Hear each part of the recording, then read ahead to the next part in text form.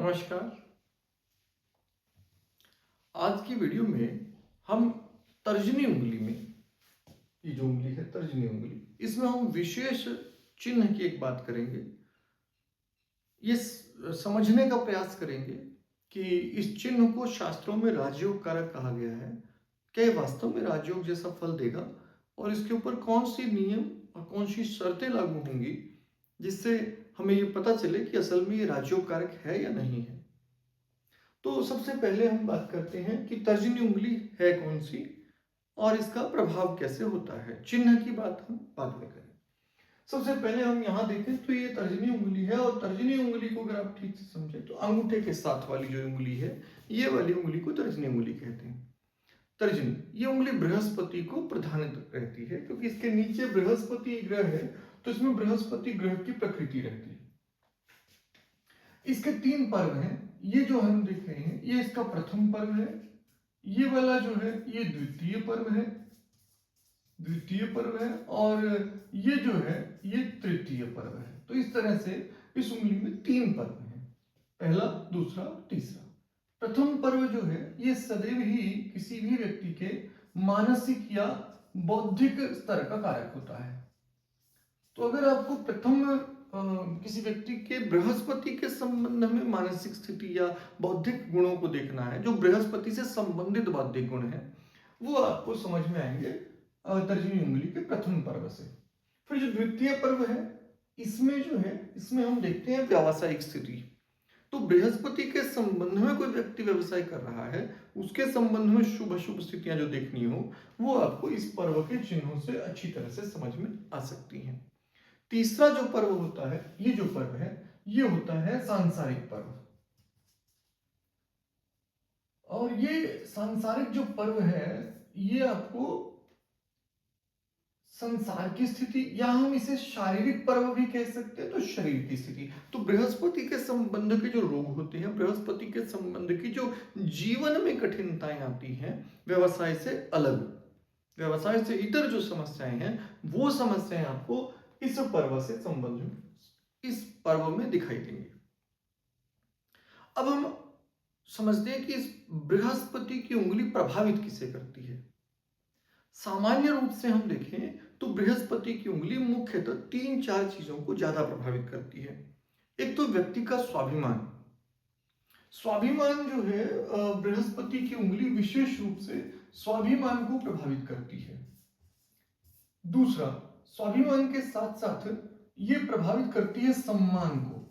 तो किसी व्यक्ति के सम्मान का समाज में स्तर कैसा होगा, यानी कि हम इसे प्रतिष्ठा भी कह सकते हैं। तो सम्मान और प्रतिष्ठा समाज में कैसी होगी, ये चीजें हम तर्जनी उंगली से देख सकते हैं, बृहस्पति से देखते हैं और तर्जनी उंगली से देखते हैं।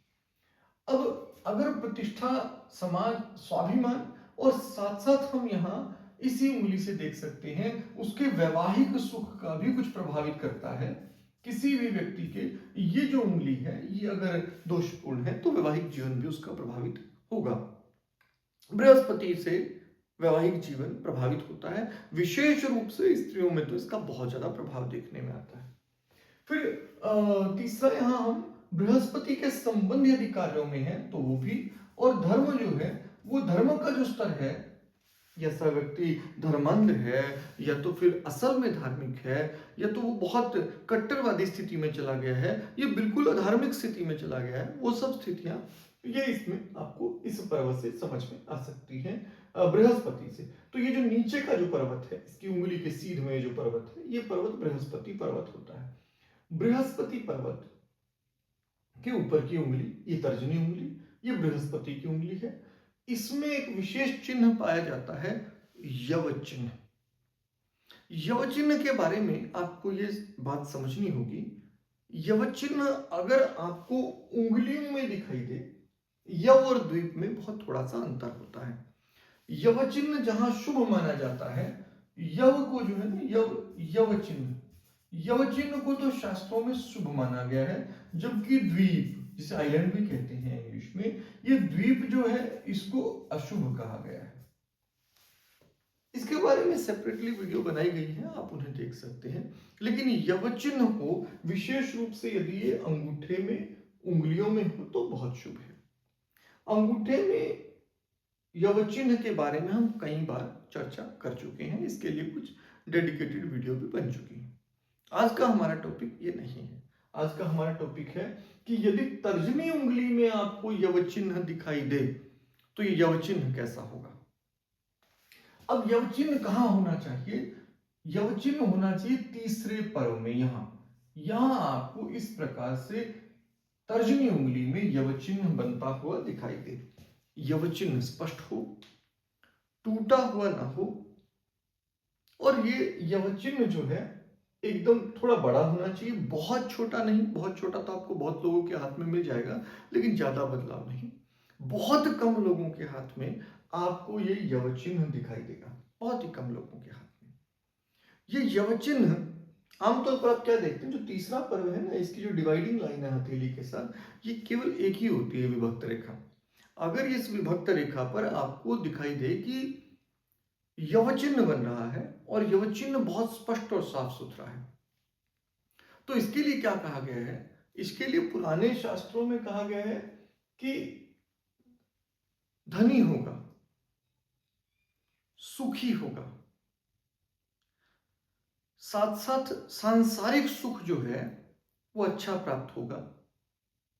और ये अगर होगा किसी व्यक्ति के हाथ में तो वो सम्मानित और प्रतिष्ठित व्यक्ति होगा। धनी, मानी, सुखी, पुत्र, भार्या, सुखी, यानी कि पुत्र से भी, भार्या से भी सुख प्राप्त करेगा, धनी मानी होगा, सुखी भी होगा।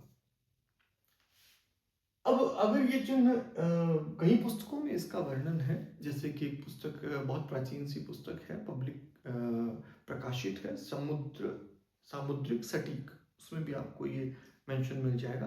और बहुत सारी पुस्तकों में जो प्राचीन हस्तरेखा की पुस्तकें हैं, मूलतः संस्कृत में हैं, उनमें आपको ये विशेष रूप से वर्णन मिलेगा। यव चिन्ह की प्रशंसा अधिकतर ग्रंथों में की गई है। यहां अगर ये चिन्ह हो, लेकिन कब ये फल नहीं देगा, अगर आपको आपके हाथ में दिखाई दे रहा फल नहीं हो रहा, तो इसके कुछ 2-3 कारण मुख्य रूप से हो सकते हैं। सबसे पहला, ये यव चिन्ह स्पष्ट होना चाहिए, गहराई लिए हुए होना चाहिए, और इसमें किसी प्रकार का दोष नहीं होना चाहिए। दोष क्या हो सकता है? दोष, सबसे पहला दोष है कि ये धुंधला हो, आपको स्पष्ट रूप से दिखाई नहीं दे रहा, धुंधला है, यानी कि जो इसकी रेखाएं हैं जिनसे बना है उनमें स्पष्टता नहीं है, सबसे पहला। दूसरा, टूटा हुआ, जैसे कि जब जब चिन्ह बन रहा है तो रेखा इस तरह से टूटी हो, एक साइड से पूरा ही नहीं, तो यह चिन्ह नहीं बनेगा ठीक ठीक, और वो फल उतना अच्छा नहीं होगा।